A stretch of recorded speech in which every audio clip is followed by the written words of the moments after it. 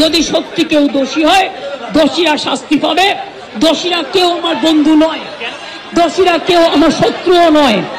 আর আপনারা যারা ভাবছেন কেউ আমার বন্ধু, আমি তাদের চিনি না, আমি তাদের চিনি না, আমি তাদের জানাই না। আমাদের যে 5 দফা দাবি, সেই 5 দফা দাবি নিয়ে আমরা যে কোনো জায়গাতে আলোচনায় বসতে চাই। আমি মুখ্যমন্ত্রী নই বলছেন মমতা বন্দ্যোপাধ্যায়। চমকে উঠেছিলাম, এ কি বললেন মমতা? তাহলে তিনি কি পদত্যাগ করিয়ে দিলেন? তারপরেই দেখলাম নিজেকে শুধরে দিলেন রাজ্যের মুখ্যমন্ত্রী মমতা বন্দ্যোপাধ্যায়। আপনারা সবাই এতক্ষণ জেনে গেছেন, যারা জানেন না তাদেরকে বলি। মুখ্যমন্ত্রী আজকে দুপুরে হঠাৎ করে নবান্নের 14 তলা থেকে নেমে সোজা পৌঁছে গেলেন স্বাস্থ্য ভবনে জুনিয়র ডাক্তারদের আন্দোলনে। আপনারা জানেন মমতা বন্দ্যোপাধ্যায় এরকম স্ট্যান্ড বহুদিন দিয়ে থাকেন। বিরোধী নেত্রী যখন ছিলেন তখনও দিতেন, যখন মুখ্যমন্ত্রী হয়েছেন তখনও দিচ্ছেন, আজকেও সেরকমই দিলেন। তবে নবান্নের 14 তলা থেকে নেমে তাকে জুনিয়র ডাক্তারদের আন্দোলনে স্বাস্থ্য ভবনের সামনে হাজির হতেই হলো। সেখানেও দিলেন জুনিয়র ডাক্তারদের দাবি পূরণের প্রতিশ্রুতি। সেই প্রতিশ্রুতি আদৌ দাবি পূরণ হবে কিনা কেউ জানে না। এবং সেখানে তিনি বললেন, কেউ আমার বন্ধু নয়। আপনারা বলছেন যারা জড়িত তারা আমার বন্ধু, কেউ বন্ধু নয়। কেউ বন্ধু বলেইনি, মুখ্যমন্ত্রী নিজেই সাফাই দিলেন। ঠিক যেমন ওই ঠাকুর ঘরে কে রে, আমি তো কলা খাইনি। আর আজকে মুখ্যমন্ত্রী হঠাৎ বললেন আমি মুখ্যমন্ত্রী নই। জুনিয়র ডাক্তাররা বলেছেন যে আমরা ইমিডিয়েটলি এখনই বৈঠকে রাজি আছি। কিন্তু কাজের কাজ কিছু হলো কি? মমতা বন্দ্যোপাধ্যায়ের ফুটেজ খাওয়া তৃণমূলের প্রচার, পেজে পেজে প্রচার শুরু হয়ে গেছে। যারা তৃণমূলী এবং চটিচাটা তারা নিজেদের পোস্টে পোস্টে ছয়লাভ করে দিচ্ছেন, মেসির সঙ্গে তুলনা করছেন। কাজের কাজ কি? লাইভ স্ট্রিমিং সম্ভব নয়, হাতে রইল পেন্সিল। কি কি হলো আজ সবটা দেখাবো আপনাদের। এই প্রতিবেদন শেষ অবধি দেখুন। আমি মানব, দা নিউজ বাংলায় আপনাদের স্বাগত জানাচ্ছি। নবান্নের 14 তলা থেকে নেমে সোজা পৌঁছে গেলেন জুনিয়র ডাক্তারদের ধর্ণা মঞ্চে স্বাস্থ্য ভবনের সামনে। 5 দিনের দিন হাজির হয়ে গেলেন মমতা বন্দ্যোপাধ্যায়। তাকে নামতেই হতো 14 তলা থেকে, কারণ এই আন্দোলনটা ছাত্রদের আন্দোলন। দাগাবার অনেক চেষ্টা চলছে, এখনো চলছে, কিন্তু দাগাতে কেউ পারছে না, কোনো রাজনৈতিক দল পারছে না। সেই আন্দোলন যে এবার গোটা রাজ্যে ছড়িয়ে পড়ছে, রাজ্যের সাধারণ মানুষ এই আন্দোলনের পাশে রয়েছে, বার্তাটা খুব পরিষ্কার করে মমতা বন্দ্যোপাধ্যায়ের কানেও পৌঁছে গেছে।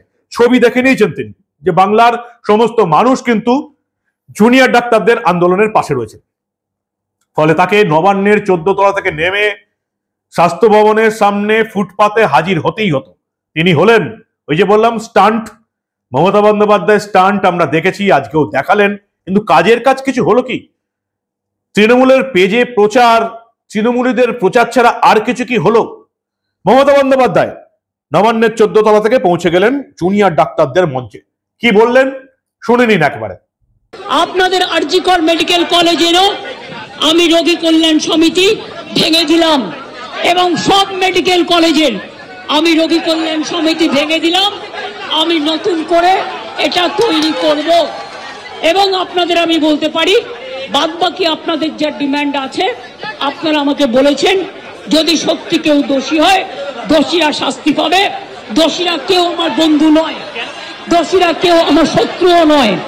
আর আপনারা যারা ভাবছেন কেউ আমার বন্ধু, আমি তাদের চিনি না, আমি তাদের চিনি না, আমি তাদের জানি না, এবং আমাদের সাথে কোনো সম্পর্ক নেই। তারা এসছেন প্রসেসের মাধ্যমে, এই প্রসেস ফাইনাল হয়ে আমার কাছে আসে, এবং তাই মাত্র 1 মাসের মধ্যে যারা এসছে তাদের কথা, যদি তারা কোনো ব্যাপারে এই খুনের সাথে, মার্ডারের সাথে, দুর্নীতির সাথে যুক্ত থাকে, আমি নিশ্চয়ই সাধ্যমতো চেষ্টা করব কথা বলে অ্যাকশন নেবার। আমি আবার আপনাদের কাছে বিনীত অনুরোধ করব যে আপনারা নিজেদের মধ্যে কথা বলুন, কথা বলে সিদ্ধান্ত নিন, এবং আপনারা কাজে ফিরুন। আপনারা আমার ভাই বোন, এটুকু জেনে রাখবেন, আপনাদের জন্য সিম্প্যাথি। আমি কোনো অ্যাকশন নেব না। আমি ইউপি পুলিশ নই। ওরা এসমা জারি করেছিল, ওরা 6 মাস মনে রাখবেন স্ট্রাইক র্যালি বন্ধ করে দিয়েছিল। আমি এসব করব না। আপনারা নিশ্চিন্ত থাকুন, কোনো ডাক্তারের বিরুদ্ধে, কোনো কারো বিরুদ্ধে কোনো অ্যাকশন নেবার আমি বিরুদ্ধে। আমি জানি আপনারা অনেক কাজ করেন, মহৎ কাজ করেন। আপনাদের ছাড়া সিনিয়ররা, যেটা কিডনি ডিপার্টমেন্টে মারা গেছে, ক্যাথলেবও চেঞ্জ করতে পারে না, ক্যাথিটার চেঞ্জ করতে পারে না। সেই জন্য আপনাদের আমাদের প্রয়োজন। আমি আপনাদের বলবো, আপনারা ভেবে চিন্তে সিদ্ধান্ত নিন। আর যদি আপনারা আমাকে বিশ্বাস করেন, আমি যখন আপনাদের ধর্ণা মঞ্চে আসতে ফেলেছি আপনাদের একজন সহযোদ্ধা হিসেবে, তখন মনে রাখবেন যে আমি আপনাদের, যদি আপনারা বিশ্বাস ভরসা রাখেন, বাদ বাকিটাও মনে রাখবেন আমি আস্তে আস্তে করে, একদিনে তো সব হয় না, করতেও সময় লাগে, আমাকে একটু সময় দিন। আমি নিশ্চয়ই সাধ্যমতো চেষ্টা করব। আমি দুর্নীতির কোনো একটা টেন্ডার কেস আজ পর্যন্ত আমার কাছে আসেনি। কোন রোগী কল্যাণ সমিতি কি কাজ করে এটা আমি জানি না, এগুলো আমার আন্ডারে আসে না। তাও বলি, যদি আপনাদের কোনো কমপ্লেন থাকে, কমপ্লেনের ভিত্তিতে নিশ্চয়ই আমরা তদন্ত করব। এমনিতে বিনা কারণে কাউকে সাজা দেওয়া যায় না। তদন্তে যদি প্রমাণিত হয় আমি নিশ্চয়ই সাজা দেব। আর একটা কথা, সুপ্রিম কোর্টে কেস চলছে, মনে রাখবেন 17 তারিখেও ডেট আছে। আমি চাই না আপনাদের কোনো ক্ষতি হোক। আপনাদের দিদি হিসেবে আপনাদের কাছে আমি অনুরোধ করতে এসেছি। আমি মুখ্যমন্ত্রী নই, আমি মুখ্যমন্ত্রী হিসেবে বলতে আসিনি, আমি আপনাদের দিদি হিসেবে বলতে এসেছি। যাতে আপনারা না ভাবেন, হ্যাঁ আমি চিফ মিনিস্টার আছি,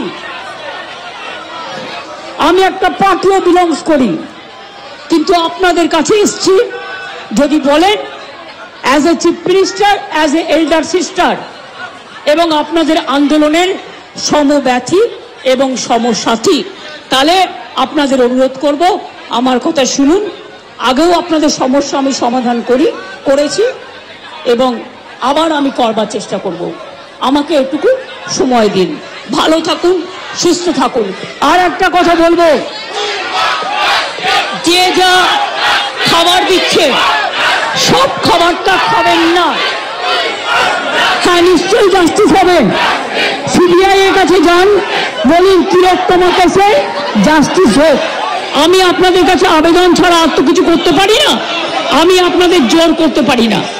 আমি আপনাদের কাছে আবেদন করে গেলাম, যদি আপনারা মনে করেন আপনাদের ধর্ণা মঞ্চে আসার ফলেও, আমি 26 দিন অনশন করেছিলাম, মনে রাখবেন সিপিএম গভর্নমেন্ট ছিল পাওয়ারে, একদিনের জন্য কেউ আমাকে কথা বলতে আসেননি।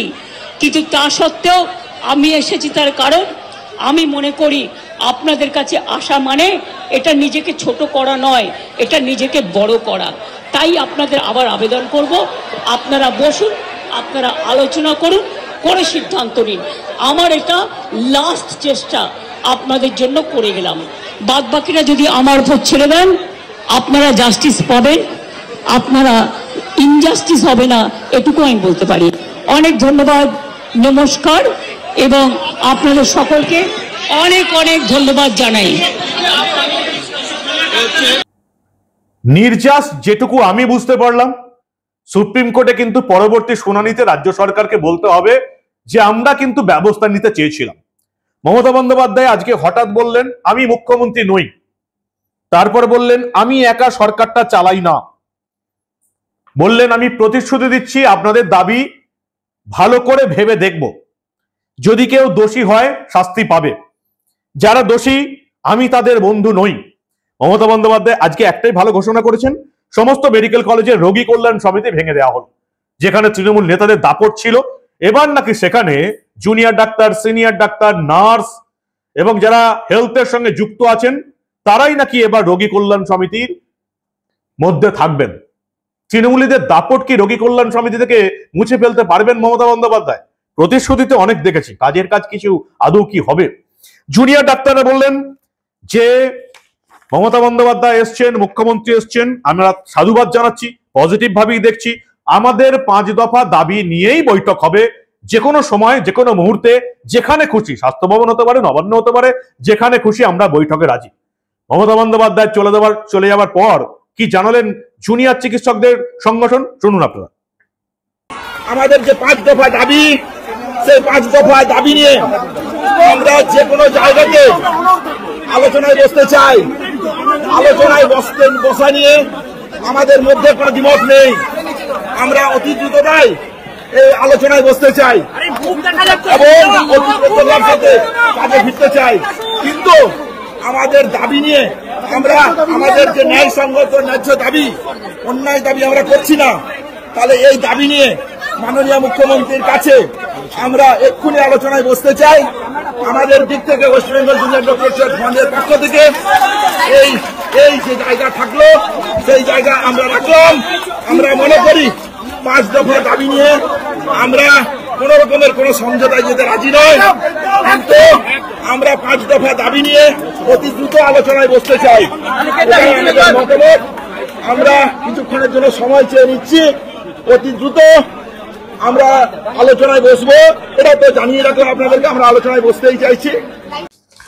নবান্ন থেকে স্বাস্থ্য ভবন এলেন মমতা বন্দ্যোপাধ্যায়, ফুটেজ খেলেন, তৃণমূলের পেজে পেজে প্রচার শুরু, তৃণমূলীদের প্রচার শুরু, একেবারে মেসির পাস নাকি। সবই তো হলো, কিন্তু কাজের কাজ কিছু হলো কি? মমতা বন্দ্যোপাধ্যায় আবার বলে দিয়েছেন সুপ্রিম কোর্টে যেহেতু মামলা চলছে, বিচারাধীন মামলা, ফলে লাইভ স্ট্রিমিং সম্ভব নয়। যে কারণে নবান্নের গেট থেকে ফিরে এসেছিলেন জুনিয়র ডাক্তাররা যে লাইভ স্ট্রিমিং করতে হবে। আজকেও দেখলাম মমতা বন্দ্যোপাধ্যায় গেলেন জুনিয়র ডাক্তারদের আন্দোলনে, তার স্টান্ট তিনি দেখালেন, কিন্তু জুনিয়র ডাক্তারদের একটা প্রশ্নও করতে দিলেন না। তাকে ঘিরেছিলেন রাজীব কুমার এবং তার দলবল। মমতা বন্দ্যোপাধ্যায় এলেন, নিজের বক্তব্য রাখলেন, নিজের গুণগান করলেন। রাজ্যের মুখ্যমন্ত্রীকে সেই সম্মানটা দিতেই হতো জুনিয়র ডাক্তারদের, কিছু করার নেই। তারপর স্লোগান উঠলো উই ওয়ান্ট জাস্টিস, বিচার চাই, সেসব ঠিক আছে, কিন্তু মমতা বন্দ্যোপাধ্যায় জুনিয়র ডাক্তারদের একটা প্রশ্নও নিলেন না।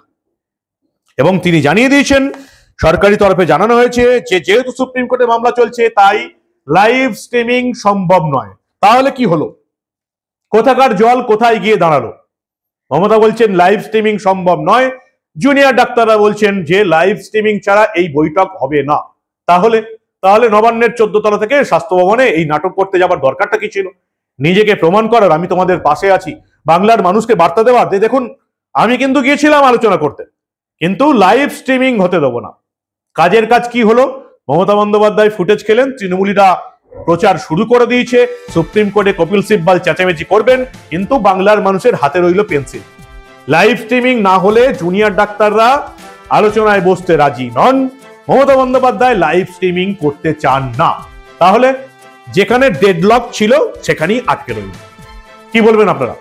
আপনাদের মূল্যবান এবং গুরুত্বপূর্ণ মতামত জানান দা নিউজ বাংলার কমেন্ট সেকশনে। আর দেখতে থাকুন দা নিউজ বাংলা। আমরা এই ধরনের কোনো ঘটনা চেপে রাখতে দেব না।